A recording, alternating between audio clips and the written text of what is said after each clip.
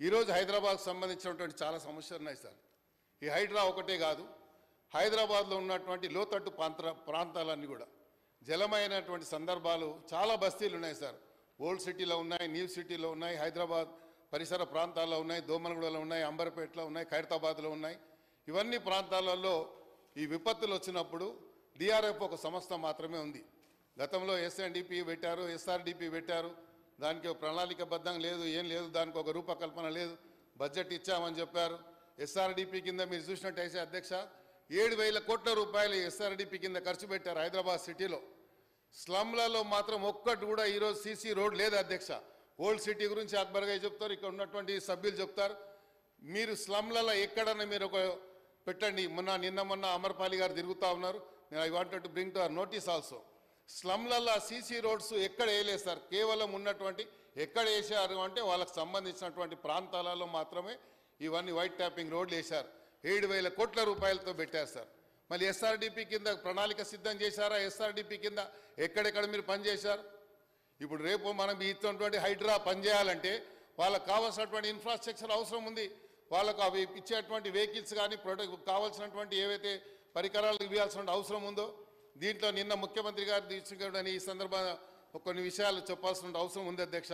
నిన్ననే ముఖ్యమంత్రి గారు యంగ్ ఇండియా స్కిల్ ఇన్ఫ్రాస్ట్రక్చర్ ఏదైతే మన యూనివర్సిటీ ఏదైతే నిన్న ప్రారంభించాడో ఈ హైడ్రాకు సంబంధించినటువంటి వారిని కూడా కొంతమందిని అందులో ట్రైన్ చేయాల్సిన అవసరం ఉంది అధ్యక్ష. ఎందుకంటే మీరు ఎక్కడ నేషనల్ డిజాస్టర్ మేనేజ్మెంట్ ఉంది, నేషనల్ డిజాస్టర్ మేనేజ్మెంట్లో దానికి ప్రధానమంత్రి గారు దానికి చైర్మన్గా ఉన్న దాంట్లో తెలంగాణ నాకు తెలిసి ఇప్పటి వరకు గత దశాబ్దాల నుండి కానీ ఇప్పటి వరకు గత 10 సంవత్సరాల నుండి కూడా ఆ యొక్క నేషనల్ డిజాస్టర్ మేనేజ్మెంట్ నుంచి ఒక్క రూపాయి కూడా మన రాష్ట్రానికి రాలేదు. మన దగ్గర విపత్తులు వచ్చాయి, కొన్ని విపత్తులను జాతీయ విపత్తులుగా, ఎందుకంటే వరంగల్లో విపత్తు వచ్చినప్పుడు వరంగల్ మొత్తం కూడా మునిగిపోతే దాన్ని జాతీయ విపత్తు కింద డిక్లేర్ చేయమని చెప్పినాను, నేషనల్ కెలామిటీ కింద డిక్లేర్ చేయమని చెప్పాను. But they never acted. అలాంటి సందర్భాలు ఎన్నో ఉన్నాయి. కాబట్టి ఈరోజు ఈ యొక్క ఏదైతే మన హైడ్రా అనేటువంటి ఏదైతే సంస్థ వచ్చిందో దీనికి కావాల్సినటువంటి నిధులు కూడా ఇవ్వాల్సిన అవసరం ఉంది. దీంట్లో కొంతమంది నైపుణ్యం కలిగినటువంటి వాళ్ళని దీంట్లో డిఫరెంట్ కైండ్ ఆఫ్ పీపుల్ పనిచేసేటువంటి ఉంది అవకాశం ఉంది సార్. ఎందుకంటే ఫైర్ యాక్సిడెంట్ జరిగింది అనుకోండి, దాంట్లో ఎక్స్పర్టీస్ అవసరం ఉంటారు, ఆ ఫైర్ ప్రొటెక్షన్ కిట్స్ అవసరం ఉంటాయి, దానికి కావాల్సినటువంటి ప్రాపర్ లాడర్స్ అవసరం ఉంటాయి, అడ్వాన్స్డ్ టెక్నాలజీతో ఉన్నటువంటి. ఎందుకంటే ఎక్కడెక్కడ ఏం జరుగుతుందో విపత్తు అనేది చెప్పి రాదు అధ్యక్ష. నిన్న మనం చూసినాం కేరళలో జరిగినటువంటి విపత్తు వచ్చింది, దానివల్ల ఎంత పెద్ద విపత్తు జరిగింది, దానికి సంబంధించినటువంటి సమస్య మనం ఎక్కడ చూస్తూ ఉన్నాం.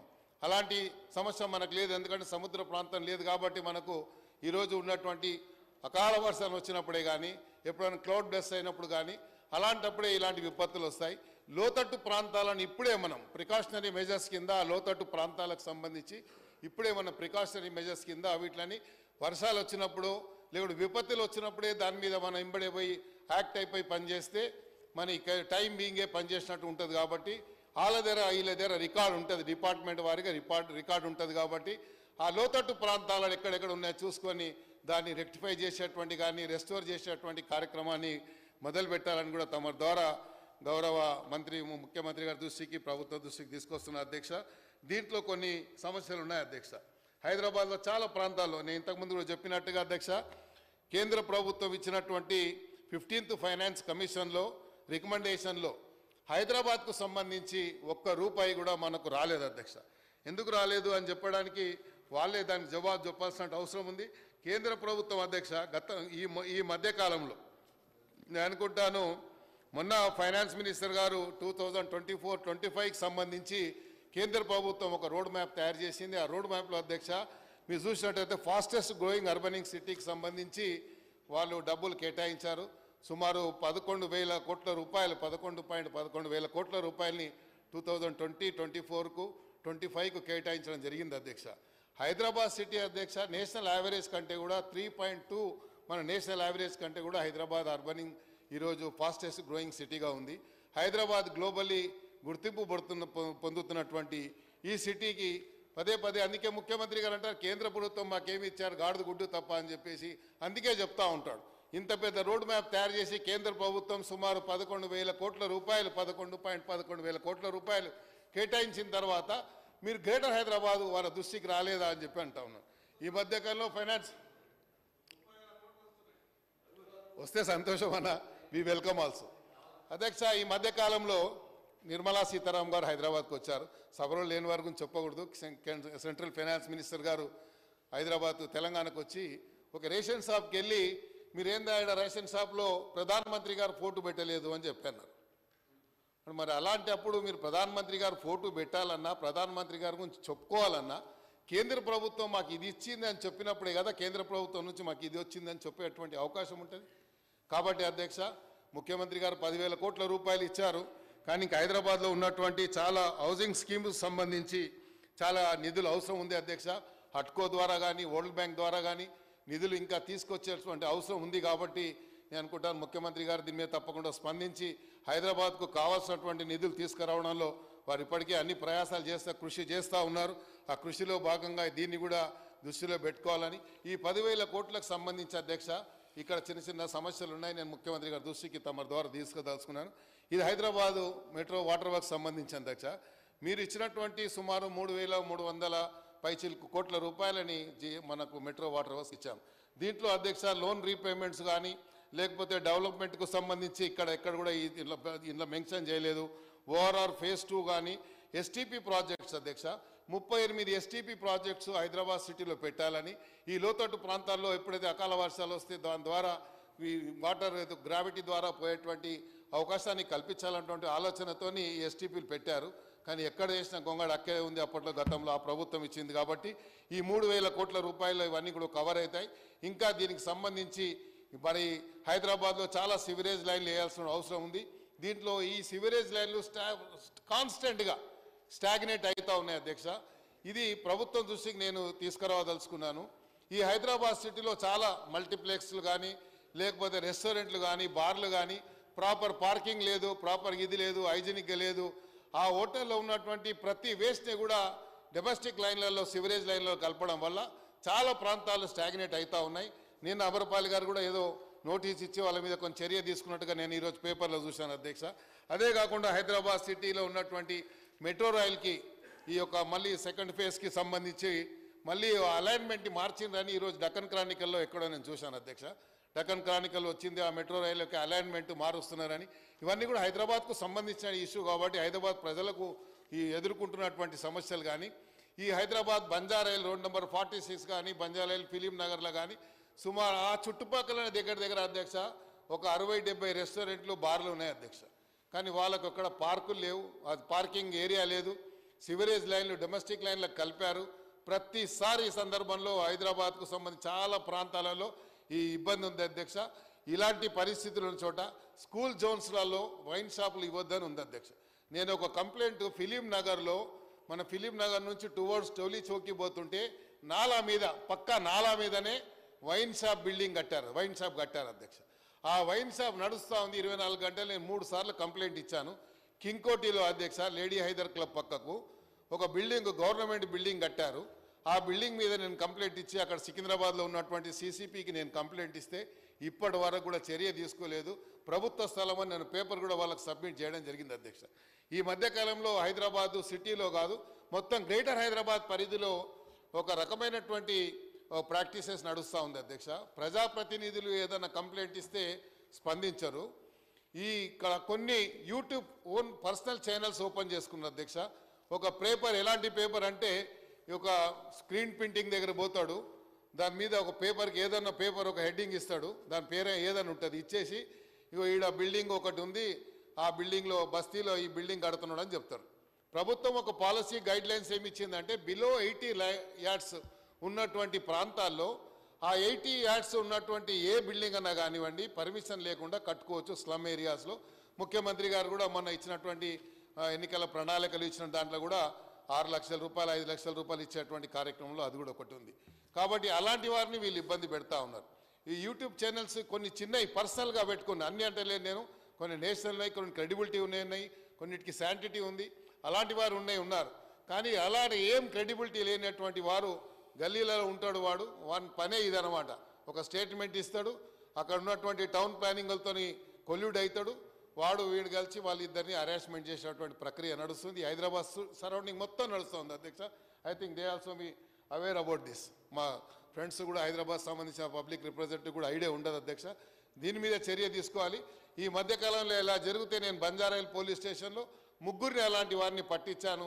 వాళ్ళు వచ్చిన తర్వాత మళ్ళీ సేమ్ అదే పనిలో నిమగ్నమై ఉన్నారు. కాబట్టి దాని మీద చర్య తీసుకోవాలని కూడా నేను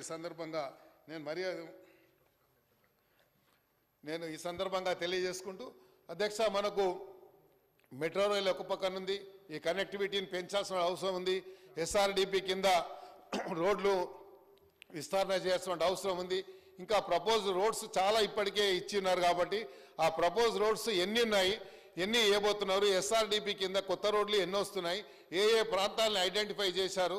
ఎందుకంటే పెరుగుతున్నటువంటి రద్దీని దృష్టిలో ఉంచుకొని ట్రాఫిక్ ఇన్కన్వీనియన్స్ని కలగకుండా తీసుకోవాల్సినటువంటి చర్యల మీద మన ప్రభుత్వ పరంగా ఎన్ని రోడ్స్ ఇప్పటివరకు ఐడెంటిఫై చేశారు, కొన్ని అండర్ పాస్లు కూడా చేయాలని, ప్రధానంగా రోడ్ నెంబర్ 46 నుంచి కేబీఆర్ కింది వరకు కింది నుంచి కూడా మన అండర్ పాస్ తీసుకురావాలని కూడా ఒక ప్రపోజల్ కూడా పోయినట్టుగా సమాచారం ఉంది అధ్యక్ష.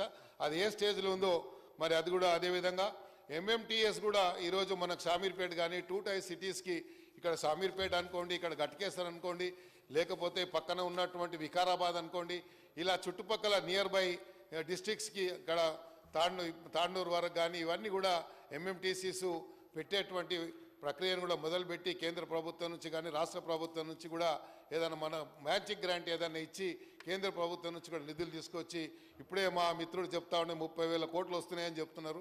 ఆ 30,000 కోట్లు ఈ ఎంఎంటీసీ షామీర్పేట కానీ ఇక్కడ ఈ చుట్టుపక్కల దగ్గరలో నియర్ బై స్టేషన్స్కి అప్ టు భువనగిరి వరకు కూడా తెచ్చేటువంటి అవకాశం ఉంది. కాబట్టి ఇలాంటి దాన్ని, ఎందుకంటే ముంబైలో మీరు చూసినట్టయితే అధ్యక్ష, దూర ప్రాంతాలకు 50 కిలోమీటర్ల వరకు కూడా 60 కిలోమీటర్ల వరకు కూడా మన ముంబై వీటీ రైల్వే స్టేషన్ నుంచి తీసుకుంటే మాహిం వరకు కూడా ఎంఎంటీసీ నడుస్తుంది అధ్యక్ష. వీటీ నుంచి కూడా అంధేరి అవతల వరకు నడుస్తుంది అధ్యక్ష. లోఖండ్ వాళ్ళకు కూడా నడుస్తాయి అధ్యక్ష. ఇలాగా ముంబైలో కూడా మొత్తం చాలా ప్రాంతాలు చాలా ప్రాంతాల వరకు ఉన్నాయి. ఇది కూడా పెట్టాలి. ఎందుకంటే హైదరాబాద్ ఇంత ఫాస్టెస్ట్ అర్బనింగ్ సిటీ, గ్రోయింగ్ సిటీ కాబట్టి గ్లోబల్లీ రాష్ట్రం అంతా దేశంలో ఉన్నటువంటి ఇతర రాష్ట్రాల నుంచి కూడా హైదరాబాద్లో ఇన్వెస్ట్మెంట్ చేయాలని, హైదరాబాద్లో పెరుగుతున్నటువంటి ఇన్ఫ్రాస్ట్రక్చర్ని దృష్టిలో ఉంచుకొని హైదరాబాద్లో ఉన్నటువంటి ఒక కల్చర్ని, ఈ యొక్క అట్మాస్ఫియర్ని అందరు కూడా సంతోషంగా వచ్చి ఇక్కడ ఉండాలని, నివసించాలని కోరుకుంటున్నాను. ఈ తరుణంలో అధ్యక్ష, వీళ్ళ ప్రవర్తన వల్ల కొన్ని అనుమానాలు నాకు వస్తూ ఉన్నాయి అధ్యక్ష. హైదరాబాద్కు సంబంధించి హైదరాబాద్ ఒక శాంటిటీని ఈ యొక్క ఏదో కాన్స్పిరసీ జరుగుతుందేమో అని చెప్పి మాకు అనుమానం కలుగుతుంది అధ్యక్ష. ఎప్పుడు లేకుండా గత ప్రభుత్వం వచ్చిన 2-3 మాసాల నుండి ఏదో ఒక సంఘటనని ఈ రాష్ట్రం హైదరాబాద్ సిటీలో అల్లకల్లోలు సృష్టించేటువంటి ప్రమాదం జరుగుతుంది. ముఖ్యమంత్రి గారు దీని మీద సంబంధించినటువంటి పోలీస్ అధికారులకు, ఎందుకంటే పోలీసులు ఒక పక్కన టార్గెట్ చేస్తూ ఉన్నారు, లేకపోతే ఇక్కడ ఉన్నట్టు కొంతమందిని టార్గెట్ చేస్తూ ఉన్నారు. కాన్స్పిరసీ అనేది అధ్యక్ష రోజు ఒక ఇన్సిడెంట్. గత 10 సంవత్సరాలు కానీ గతంలో కానీ ఎప్పుడు కూడా మేము 6వసారి శాసనసభ వచ్చాక ఇన్ని ఇన్సిడెంట్లు ఎప్పుడు జరగలే అధ్యక్ష. కానీ ఈ 2-3 మాసాల నుంచి ఉద్దేశపూర్వకంగా కొన్ని జరుగుతూ ఉన్నాయంటే ఏదో కాన్స్పిరసీ జరుగుతుంది. ముఖ్యమంత్రి గారి యొక్క దీన్ని వాళ్ళని బదలాం చేసేటువంటి ప్రక్రియ ఏదో జరుగుతుంది అనేది కూడా మాకు అనుమానం వస్తుంది. కాబట్టి మరి ప్రభుత్వ పరంగా మీరు ఈ ఇష్యూని ముఖ్యమంత్రి గారు తప్పకుండా సీరియస్గా తీసుకొని ఇలాంటి వారిని ఉక్కుపాదంతో అణచివేయాల్సినటువంటి అవసరం ఎంతైనా ఉంది అని చెప్పి కూడా నేను ఈ సందర్భంగా ముఖ్యమంత్రి గారు తెలియజేస్తూ, ప్రధానంగా అధ్యక్ష ముఖ్యమంత్రి గారికి తెలియంది కాదు, హైదరాబాద్లో ముఖ్యమంత్రి గారికి ఏ కార్నర్లో ఏ సమస్య ఉంది, ఏ సమస్యని పరిష్కరించడానికి ఎలాంటి మార్గాన్ని ఎంచుకోవాలనేది మనందరికంటే అవగాహన ఎక్కువ ఉన్నటువంటి వ్యక్తి. కాబట్టి ముఖ్యమంత్రి గారితో నేను కోరేది ఒకటే, హైదరాబాద్ సిటీలో ఉన్నటువంటి ఈ సమస్యల మీద ఒక రివ్యూ మీటింగ్ కూడా మీరు సపరేట్గా ఈ డెవలప్మెంట్ రివ్యూ మీటింగ్ పెట్టాలని, అవసరమైతే మీరు ఏదైతే ఈ హైడ్రా వేశారో హైడ్రాలో కొంతమంది హైదరాబాద్కు సంబంధించినటువంటి నాలెడ్జ్ ఉన్నటువంటి, హైదరాబాద్కు పూర్తిగా అవగాహన ఉన్నటువంటి కొంతమంది ఎమ్మెల్యేలు కూడా ఇలా సభ్యులు చేర్చినట్టయితే టైం టు టైం మేము కూడా మా సజెషన్స్ ఇచ్చేటువంటి అవకాశం ఉంటుంది. సబ్జెక్టు వారు కన్వీనియంట్ అధ్యక్ష ఇచ్చినట్టయితే మా సజెషన్స్ కూడా ఇచ్చేటువంటి అవకాశం ఉంటుందని కూడా నేను ఈ సందర్భంగా తెలియజేసుకుంటూ, ప్రధానంగా అధ్యక్ష ఈరోజు జరిగినటువంటి సంఘటన మళ్ళీ ఒకసారి చెప్పాల్సిన అవసరం ఉంది. ఎవరినో ఉద్దేశపూర్వకంగా కించపరచాలనో లేకుంటే ఇచ్చేయాలనో కాదు. నాకు మీరు అవకాశం ఇచ్చారు కాబట్టి ఈ అవకాశాన్ని, ఆపర్చునిటీని హైదరాబాద్ ప్రజల యొక్క సమస్యని ఈ వేదిక ద్వారా అంటే ఈ యొక్క హౌస్ ద్వారా సమస్యల్ని ముఖ్యమంత్రి గారి దృష్టికి తేవాలనేదే నా యొక్క ఉద్దేశం. కానీ ప్రతి సందర్భంలో కూడా వారు మాట్లాడితే ఇక్కడ వస్తున్నారు. అధ్యక్ష, you will be surprise to know this. 10 సంవత్సరాలలో ఒక్కరోజు కూడా మైక్ దొరకలే అధ్యక్ష నాకు. 10 సంవత్సరాలలో I didn't get any opportunity sir. అధ్యక్ష, ఇంత సీనియర్ శాసనసభ్యుడు ఉండి ఒక్కరోజు ఒక సమస్య మీద కానీ హైదరాబాద్లో వచ్చినటువంటి ఎన్ని సమస్యల విషయంలో కానీ ఏ రోజు కూడా మాట్లాడినట్టు సందర్భం లేవు అధ్యక్ష. హైదరాబాద్ ప్రజల యొక్క సమస్యలు మేము ఇంత సీనియర్గా ఉండి 0 అవర్లో కానీ లేకపోతే పిటిషన్లు ఇచ్చేవాళ్ళం అధ్యక్ష. బయట నవ్వుకునే వాళ్ళం మనం చూసుకొని.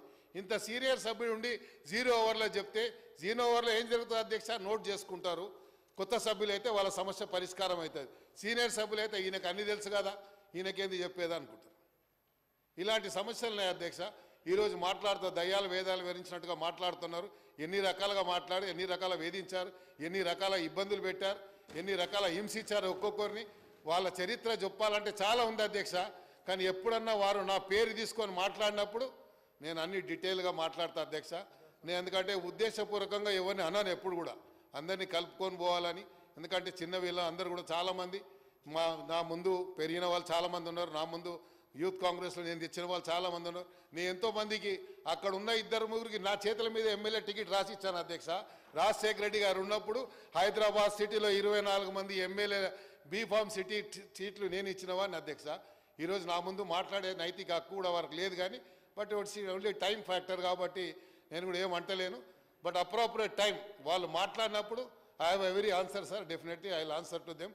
ఈ ఆపర్చునిటీ ఇచ్చి అవకాశం ఇచ్చి హైదరాబాద్ ప్రజల యొక్క సమస్యల మీద చాలా విషయాలు చెప్పాల్సిన అవసరం ఉంది అధ్యక్ష. నెక్స్ట్ సెషన్లో మాత్రం హైదరాబాద్ ఇష్యూ ఏది వచ్చినా ముందు టాప్ ప్రయారిటీలో తీసుకోవాలని తమ ద్వారా గౌరవ ముఖ్యమంత్రి గారిని కోరుకుంటూ హైదరాబాద్లో ఉన్నటువంటి ప్రతి సమస్య మీద మాకు అవకాశం ఇచ్చి ఈ సమస్యని పరిష్కరించడానికి మాకు కూడా అవకాశం ఇవ్వాలని ప్రధానంగా ఈరోజు మొట్టమొదటిగా హైడ్రా మీద మాట్లాడేటువంటి అవకాశాన్ని కల్పించినట్టు గౌరవ ముఖ్యమంత్రి గారికి మీ తరఫున సభ తరఫున హృదయపూర్వకంగా ధన్యవాదాలు చెప్తూ సెలవు తీసుకుంటాను. థ్యాంక్ యూ అధ్యక్ష. శ్రీ పాల్వాయి హరీష్ బాబు గారు. Sustainable development of Hyderabad.